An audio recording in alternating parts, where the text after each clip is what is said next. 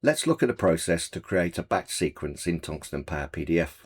You can use this option to apply a set of stored operations to one or more PDF files and then save the results to a defined location and file type.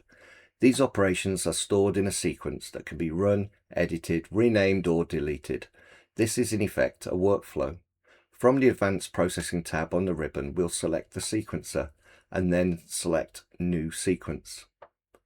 We'll give our new sequence a name, and then we can select which actions we'd like to be applied in this batch sequence. In our example, we'll add a watermark and then edit that to change the settings to the Do Not Copy watermark. I'll change the opacity to about halfway. I would also like to add page numbering to the document in this sequence, so I'll add the header and footer option too.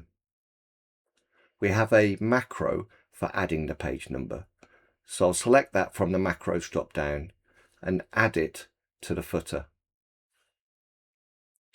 You can change the size, the colour and style of the selected font as you require. Once you're finished creating your sequence, click OK.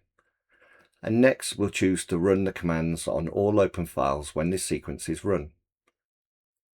Let's go ahead and open up a file that we wish to test out our new sequence. We'll select the sequence and then run it.